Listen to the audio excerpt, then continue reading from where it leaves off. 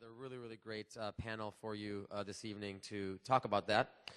We have Deanna Wise, who's the EVP and CIO of Dignity Health, John Berghaus, who's a Deputy CIO for VCU Health Systems, and moderating and also adding content as well is John McDaniel, who's a National Practice Leader for Provider Market at NetApp. And I'm going to let John kick things off. And again, as always, it's designed to be very interactive, very engaging, so make sure you capitalize on the experts we have here today. Thank you. Thanks. Wow, you can hear me. First of all, this is not going to be a presentation. I really think to really take something out of this, it needs to be very dialogue-oriented. So we're going to kind of take a little bit of a different approach where, I'm going to introduce myself. Each of the panel members are going to introduce themselves, talk a little bit about what we see going on in the industry, specifically what they're doing, share some of our stories, good, bad, and indifferent, some of the things we've learned. Then hopefully have you ask us a lot of questions, because I think that's the best learning vehicle there is. So with that as a start, I'm John McDaniel. As I said earlier in the introduction, I'm National Practice Leader for NetApp, and you probably ask, what the hell a CIO, which you don't know that yet, a former CIO doing with software or storage company? And it's a real easy answer. When you look at the explosive growth of data in our industry, and this is a key subject area for that, it really is about big data. And having been a CIO for 30 plus years, I looked at my balance sheet or my budget and said, you know what, I better get serious about this storage stuff because it's growing faster than any other my cost in my organization. And that's when it kind of smacked me in the face that if I'm really going to help make a difference in healthcare, that's probably going to be where it's at, to really spend time talking to people about the efficiencies, economies, and everything else that's important around the storage of the data that we're going to be talking about later on, because at the end of the day, it is going to be about the data. So I said briefly, I've been a CIO for 30 plus years. I was a CIO at St. Vincent's in Manhattan, at Emory University in Atlanta, Georgia, and at Flint, Michigan at McLaren Healthcare Corporation. The other 10 years of my career, I've been in the healthcare industry for about 42 years now, was spent as either a consultant working at a senior level or partner level in one of the former Big Eights, and also had my own firm, and most recently I ran the infrastructure services at Dell. So I've been around a long time, means I probably can't hold a job for very long, and the people I work with, and that's true. That's about me. Deanna, why don't you talk a little bit about you? I'm Deanna Weiss. I'm the Chief Information Officer for Dignity Health. I've been with Dignity just a little over a year. And Dignity Health, formerly known as Catholic Healthcare West, roughly 42 hospitals across 3 states primarily, so Arizona, California, and Nevada. And we just recently acquired U.S. HealthWorks, so we're moving outside of the acute primary and have roughly pretty close to 900 employed physicians in our network as well. Okay. My goodness, you got a great big title. I think you'd have a lot more to say. I don't need to bore them. I'm John Berghaus. I'm the Deputy CIO, so you notice that I'm in the co-pilot's chair, or the Vice President's chair, I guess. At VCU Health System, we are an academic-based healthcare system. Most of you who understand academic healthcare, it's kind of a different model. It's focused on being attached to the university, a lot of research, and it's usually highly concentrated. We have about 650, 680 faculty physicians, 60, 70 different clinics, specialty clinics, that type of stuff, and about 800 inpatient beds, acute care type of beds. We run Cerner, and we run multiple data centers just like everybody else does, and we've got data coming out of our ears. So that's it. Great. Well, I'll start with the first question, and if I ask a question, I'll also give an answer, which I know will be right, since I get to ask the question. I think what I would like each of the panel members to talk about is some of the innovative, creative uses they've seen of all the aggregation of information around improving clinical support, quality of care, health maintenance, health population maintenance. And one of my examples occurred recently. I was advising an organization that was providing services with the CDC, and they have an abundance of information, obviously, stored around the world about transactions around specific types of care. So one of the things they ask us to do is monitor every single script written by a physician in the United States and start to trend that information looking for in advance epidemic kind of problems. So if they saw something happening with a specific dosage of whatever I can't think of being given or being prescribed by a physician, alerts would go off and say, you know what, we might want to take a look at this because it's indicative of a potential problem. So I think that's probably the closest example I've had in the most recent years. There's a lot of others I've had, but that one's probably more relevant about abundance of data, what I take with that data and what I do with it and how I help manage the population. Deanna? So we made the question as broad as we could so we could fill in whatever fit the best.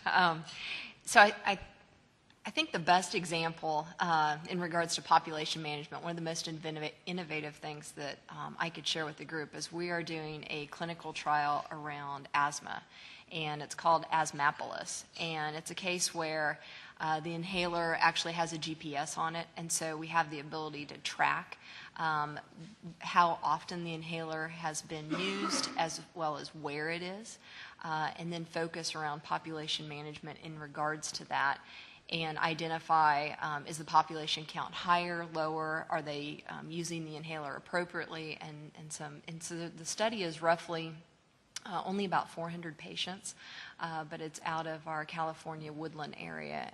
And so I know it's been featured on Dateline as well, so pretty exciting opportunity.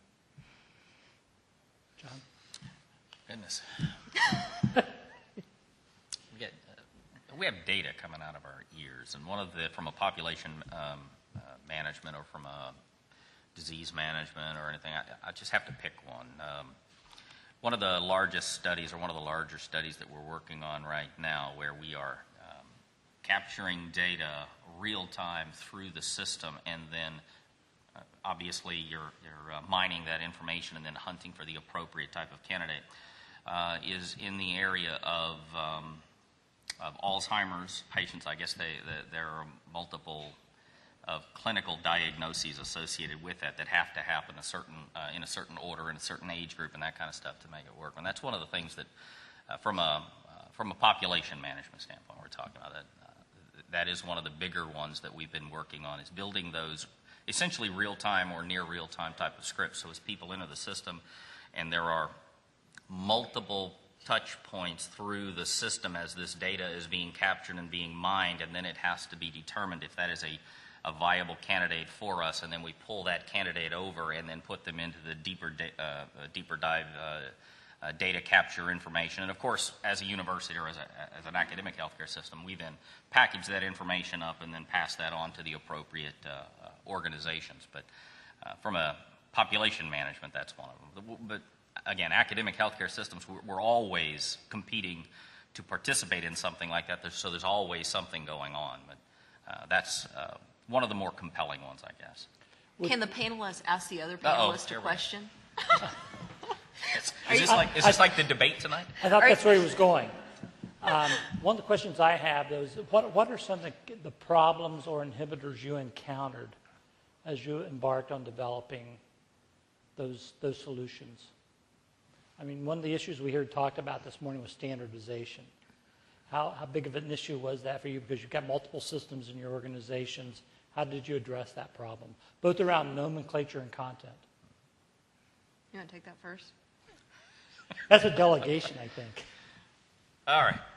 Let's see, the inhibitors. Actually, probably the biggest inhibitor we have associated with this data was no different than normal studies of any kind, and that's the fact that the data governance, I think most of the time we find that our data governance models are never as mature as the latest study that comes out. I don't know how many of you guys how many of y'all have data management, data governance that you consider to be very mature, very strong.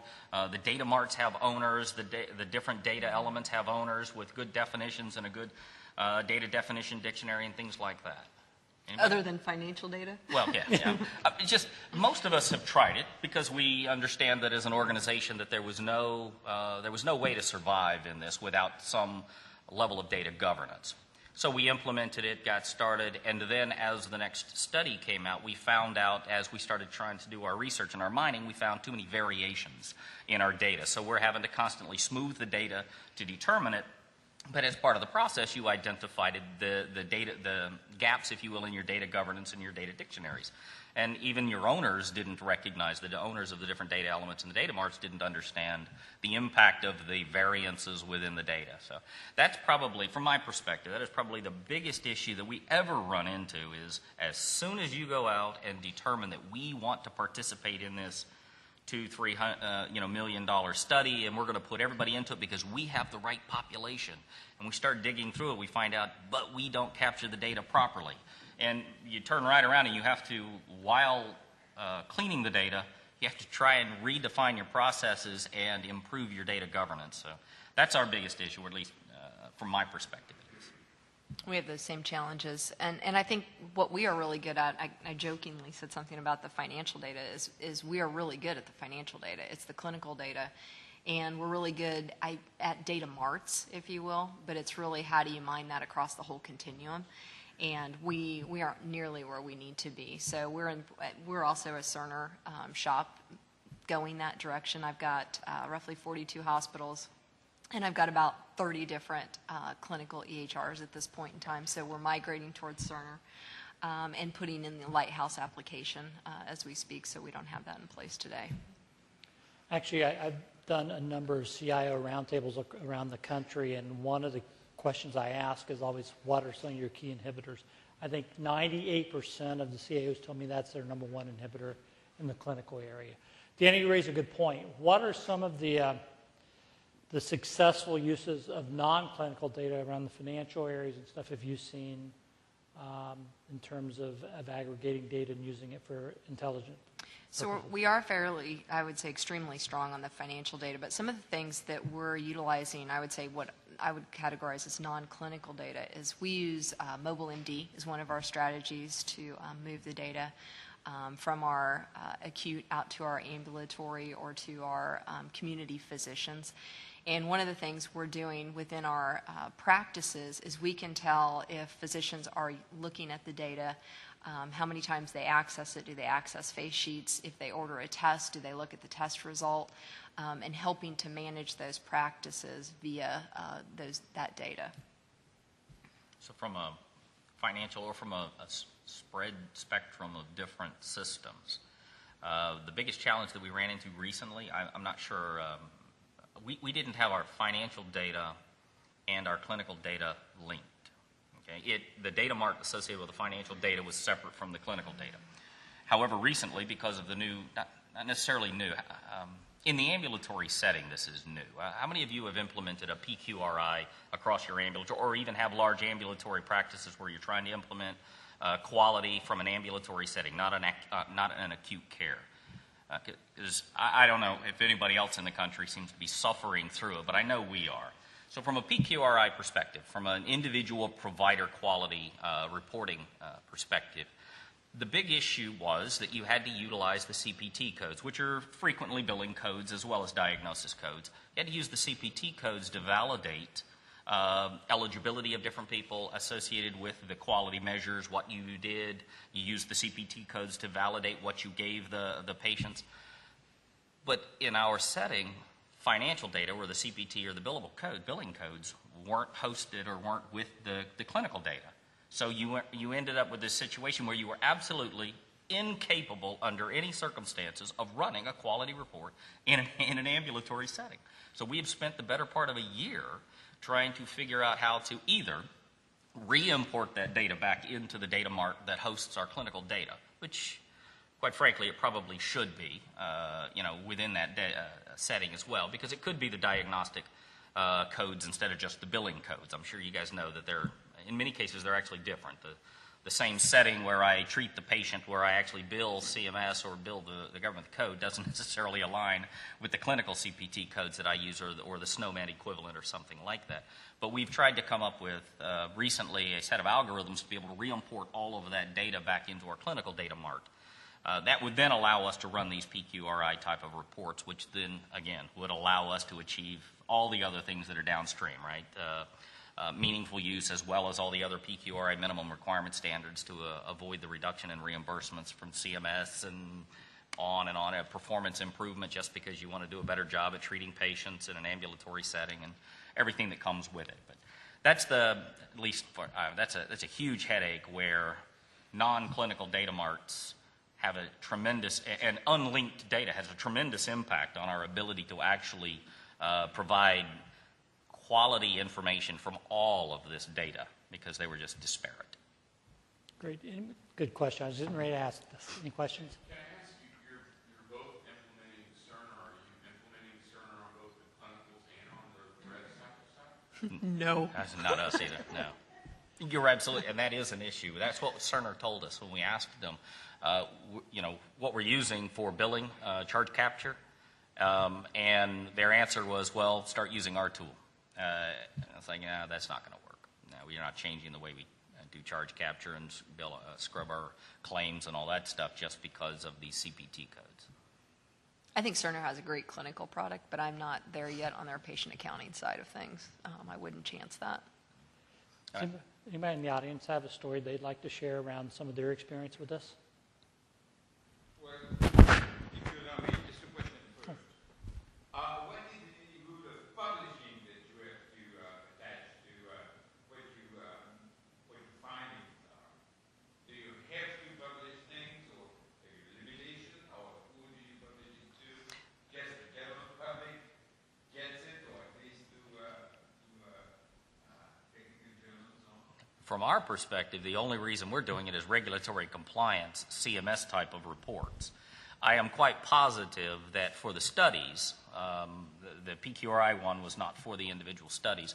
I'm quite positive if there was something significant had come out of the studies that the physicians, trust me, would want to be published. Because our faculty physicians, it's like it's like money in the bank to them to be able to show all of the articles that they're published in all the different journals. But from the PQRI, from the quality perspective, from the data mining for quality reasons, that is strictly to adhere to government regulations so we can continue to draw on Medicare and Medicaid reimbursements. More than anything else, that's a money incentive. I think that's an excellent question because as I look around what's going around the country and we start to try to focus on regional best practices of care, national best practices of care, it comes from learning experiences from organizations like this. Any other questions or examples you had? Well, I have an example. Since you mentioned, thank you. Since you mentioned Alzheimer, we've just finished a study on Alzheimer in nursing homes in the country, knowing that about 75% of the population above the age where you can't stay home are in nursing homes, the rest being in private settings.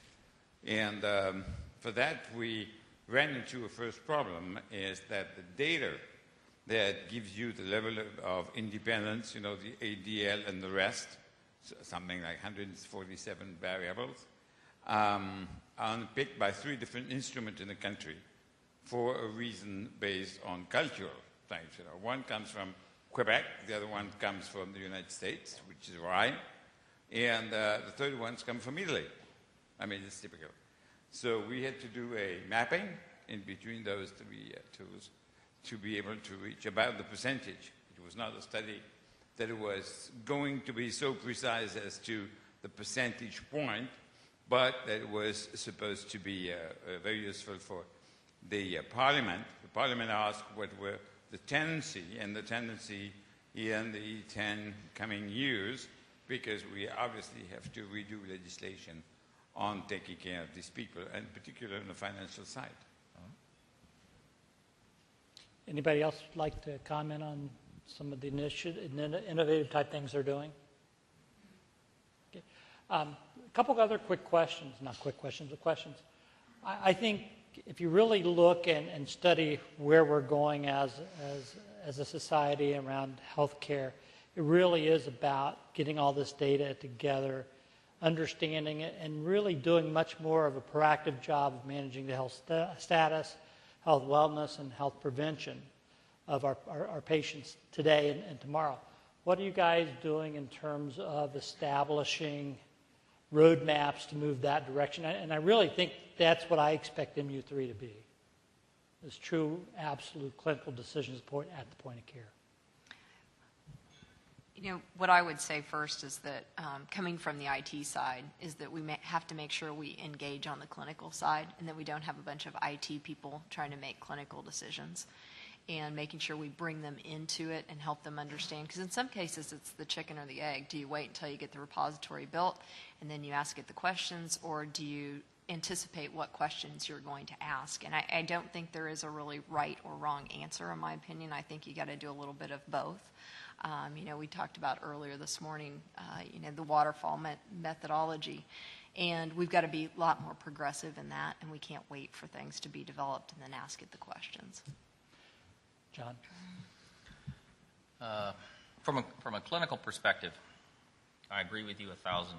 The need to have clinicians not just involved, but to actually lead the initiative.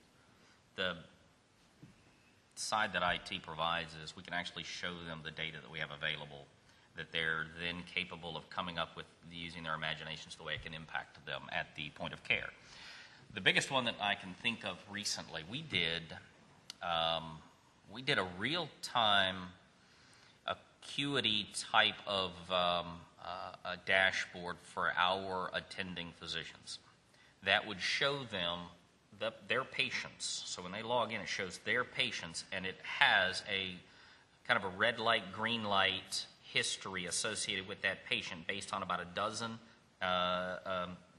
indicators, as well as it would show them the actual chart as it's been as the information over time had come in. And what we have found is the physicians are paying so much attention to that information that they can actually respond to a patient that's crashing before the normal bedside monitors and the bedside care from the nurses would have picked up on it. In the old world, we would have had to have a bedside monitor and a nurse come, show up at the bedside, read the indicators, make a decision, and call a code on a particular patient that a doctor is crashing. In many cases, the crash teams are coming to the bedside now before the code is actually being called and before the attending knows about it, because the crash teams are carrying these dashboards now. And of course, in our academic setting, everybody understands these are teams mainly of residents and a couple of physicians that are they're like little gangs moving around the hospital. If you've ever bumped into one, you'll know what I'm talking about. There's a couple of comedy shows on television, I can't remember, Scrubs or whatever, where you see one guy walking around with a whole bunch of students around him. That's what it's like. And these are, depending on the discipline and the like, you can have these crash teams or these code teams, that will respond to a crashing patient. That is something that's coming, that is real time, straight from the data, straight from mining the data. That is real time, straight from as it's being picked up off the system. It's showing up on somebody's little iPad. It's actually an iPad app. And the code team is responding to those patients because other than that, they don't want to stand around and talk about somebody's runny nose or something. So most of the time, they're looking at their chart, their indicators, and they're going, I don't like this one. Let's go. And they go, and of course they'll page the attending to as well, because you keep them informed. But we've had multiple instances where the code team responded to a crash and showed up just as the nurse was noticing that the patient was crashing. And that's, again, it's the kind of thing you just look at and you go, wow, imagine how many lives we've now saved because of the real-time mining of that data that we've collected for years and years and years and just ended up somewhere in a data center. And we were proud of ourselves because it wasn't hacked, right? So we've raised that bar to, well, let's save a life with it. Well, I got an idea. Let's improve the delivery of care with that data. And this is a perfect example of it. I'm sure everybody else has either similar or some other type of trajectory type of utilization of their data as well. But it's just, this is one of the neat ones for us, I guess. It's huge I have a question or comment around it that? is. I'm sorry. Sorry? One question, I think Before that's Clark. outstanding example. One of the questions I have is if you take that thinking and that delivery of that solution out into the community and start to focus on wellness maintenance, do you think you would have the same kind of results, potentially? I don't see any reason why it wouldn't. The difference is The difference in the community, as far as I'm concerned, is when a person is laying in bed, we own them, everything about them, from going to the restroom to changing a bandage. At home, the patient actually owns a significant portion of that. So the best we can hope for there is reminders, communications, and something else that we're actually doing is we've, in conjunction with CMS and somebody else, we are actually now doing doctor's visits at home. We're actually sending them for some of the patients that are, from a mining standpoint, they happen to be the elderly population that we don't think are comfortable with coming to a large healthcare environment. Therefore, we think their maintenance may suffer. So we're actually going out there. So if from the perspective of the data is being mined real time or is being captured, that the data is good, and then the tool that we're utilizing isn't at home, isn't a code team running out to their house. It's a email reminder. Please remember to, it's coming up to the end of your prescription, please remember to refill, or something like that. To the extent that that actually gets accomplished, then I would say yes, that the value add in the wellness conversation could be just as significant as the value add in a code or a crash situation. But that's yet to be played out, because we all have to live within the constraints of human interaction, which, I mean, there are plenty of people that I met when I was out at OSF, Catholic Healthcare out at Order of St. Francis out in Chicago. They were like, you can't tell me what to do. They're stubborn people from Illinois and Wisconsin. You're not winning the hearts I'm and not. minds. No. Well, those farmers, you couldn't tell them what to do.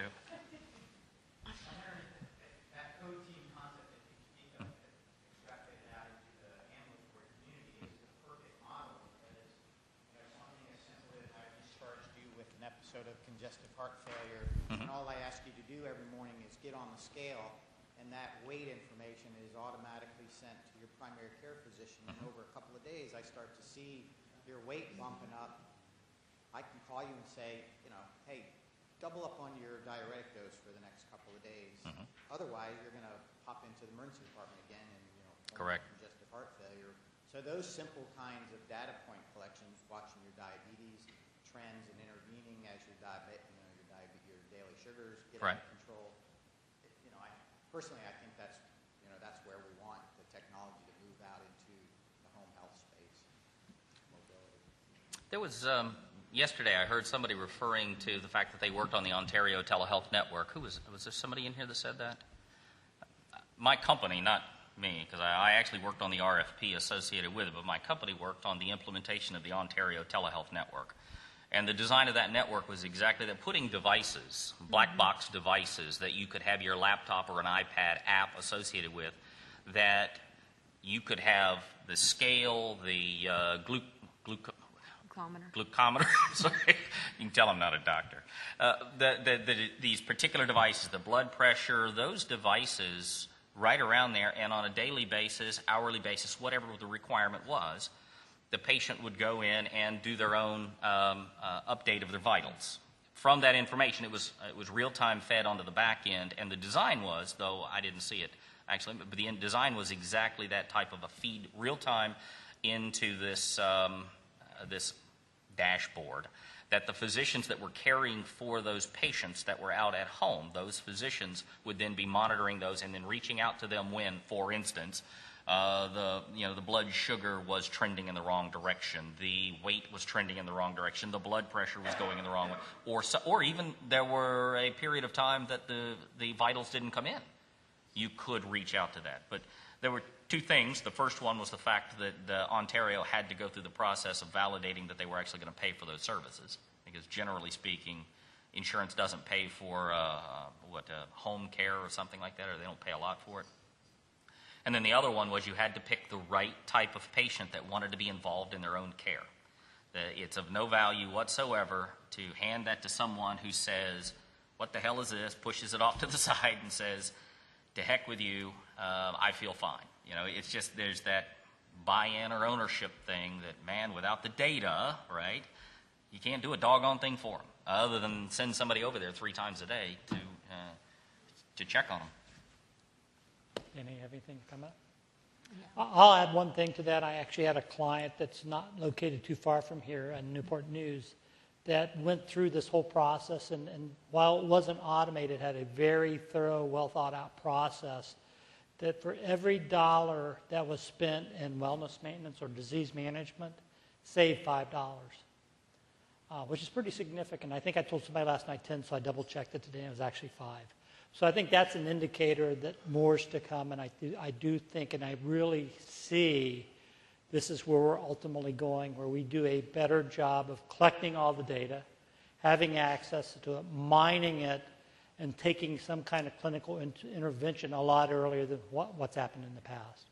And I think you're going to see that really kind of crystallize with the development, assuming they move forward with ACOs and organizations taking a lot of risk. Any other questions, comments so far? I think kind of in summary, what I would ask each of you to do, and I'll do this also, is kind of highlight maybe the top 4 or 5 steps that you went through to where you are currently today, and anything that you really learned through the process that would assist anyone in the audience going forward with similar initiatives. That question they did anticipate, by the way. All right. I'll tell you that as an organization, from a data perspective, we were probably worse off than most when it came to data governance, understanding where the data was, and things like that. So turning it into something that's actually usable is always this uphill battle, right? You got practices capturing information that capture it a certain way because that's the way they've always done it, or their particular discipline likes to capture data a certain way. Getting that discipline around them to the point where their data can then be exposed to other data without corrupting the whole thing, things like that. That was in the early on. It was just a morass of bad data. The process of then defining the marts, defining the owners, and then forcing them to go through the process of developing the information, the data dictionary associated with them, so we could then do the cross-data analysis to determine what do you mean by blood pressure versus what do you mean by blood pressure. We happen to have 17 different standards for blood pressure in this healthcare system, yet nobody would think different. If you said, I checked BP, and the other one says, oh, I did too, nobody would think they were talking about 2 different things, okay? That was we're all in healthcare. How hard is it for us to understand that when one person says he's crashing, that doesn't mean the same to 2 different people of any kind, okay? There's just, there was too much disparity. That was the biggest problem. Now, once we got through the process of creating the governance model, when I say the governance, I mean we had to create a person at a high enough level that could then force the vice presidents of those areas to require their data mart owners to participate. Because if the CFO said, you ain't touching my damn data, there was nobody going to stop them until we got the COO or the CEO to assign a person and say, yes, that data is not yours. That data is owned by the system. And then the owners of those areas, the directors of those areas, were forced to come to the table and go through the exercise. Once that was all done, it wasn't downhill from there, but it was much easier. Because now you are, pick a number, you're 70% of the way there. We have, if there are 3 or 4 different standards for blood pressure, we know what those what they are. They are defined. We can clearly mine them because we know the difference between one and another, whether it's just the units that are used or whether it's something else associated with it. Once you got to that point, then thinking of really ingenious ways to use that data seemed to come easy. But it's like, I don't know, it's almost like an exercise in futility unless you are plugged in at a high enough level, because all you need is 1 or 2 of these very powerful vice presidents to say, get out of my house, especially the CFO, to just destroy any real opportunity to mine data. Because you got the clinical data, and if the CFO tells you no, then all of a sudden you start wanting to replicate the CFO's data in your system somewhere. And trust me, later on you start running reports and you go, how the heck is it that I captured the exact same data he did and we're different? You know, 2 eyes looking at the exact same scenario, it's different data. Well, you don't want that. You want to either link the data or you want to do something intelligent enough such that the definitions allow you to mine across those different marks and produce real valuable outcomes. I would agree with you. I think one of our biggest challenges is making sure that the business side is engaged and then getting them to align and create those standards. Like you said, my example is, how many different colors of urine can you come up with? But it's unbelievable if you get the nursing directors in a room and how they can argue about it for hours versus just settling on something. And then it's about driving those committees to continuously own those data elements. Versus it can't be IT owning them, it really has to be the business. And a lot of times they know what they want, but they need that facilitator. So it's really up to us to help facilitate those business decisions and align with them and help drive it.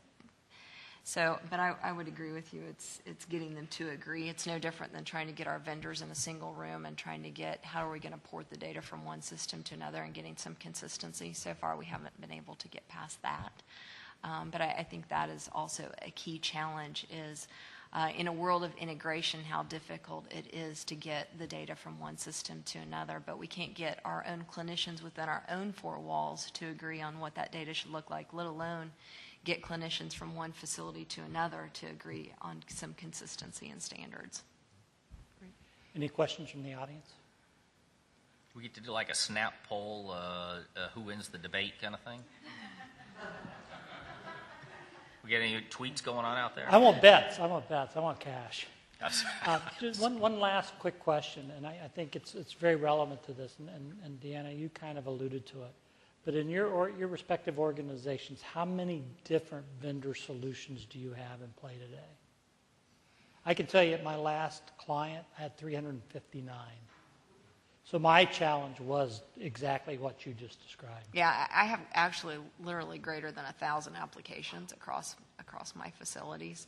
That's not, per, but I've got probably in certain instances 42 flavors exactly of certain products as we try to streamline and develop standards. So it's, when you grow a company from acquisition, that's what you're going to have.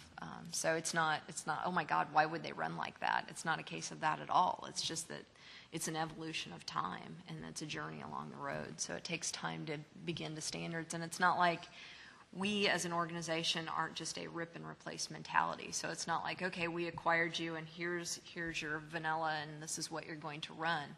Because it's not cost effective necessarily to do that. And so as we begin to look at systems, then we replace systems based on a standard going forward. Not unlike Tenet or many others out there. John, you have anything? The last count that I have was 197 different clinical information systems that obviously nowhere near as big as the 300 and something you said, or Lord knows. But we're one hospital, so. But generally speaking, we do have standards in place that I think we would follow, which are almost identical to yours, but not from, obviously we don't acquire people. But there are plenty of systems that after the standard goes in place and the next time you have to visit that system, then the system has to become either part of your data, centralized clinical data, or you have to develop, if it's a reference system, something I don't know, like a cardiology imaging system, that the pertinent components of that data have to be transferred over to the clinical information system for mining purposes. The actual images can always be picked up later, but for actual clinical decision support mining, performance improvement, the improvement of care, those kinds of things, those data elements have to be deposited back into the system.